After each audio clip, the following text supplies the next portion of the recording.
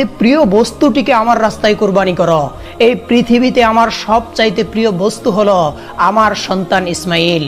হযরত ইব্রাহিম আলাইহিস সালামের বয়স যখন 86 বছর ছিল, তখন হযরত ইসমাইল আলাইহিস সালাম তার গৃহে পয়দা হয়েছিলেন।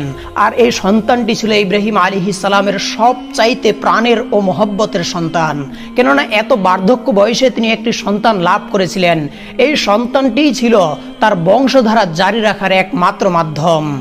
কিন্তু আল্লাহ রাব্বুল আলামিন যখন তাকে এই প্রিয় সন্তানটি কুরবানি করার জন্য আদেশ দিলেন, ইব্রাহিম আলাইহিস সালাম মনে মনে দৃঢ় সংকল্প করে বললেন, এটাই যদি আল্লাহর অভিপ্রায় হয় যে ইসমাইলকে তার রাস্তায় কুরবানি করতে হবে, তাহলে আমি পিছপা হব না। আল্লাহর মহব্বত ও ভালোবাসা পাওয়ার পথে দুনিয়ার কোনো কিছুই আমার জন্য বাধা হয়ে দাঁড়াতে পারবে না। এরপরে আল্লাহর নবী হযরত ইব্রাহিম আলাইহিস সালাম তার একমাত্র পুত্র ইসমাইলকে আল্লাহর রাস্তায় কুরবানি করার জন্য দৃঢ় সংকল্প করলেন।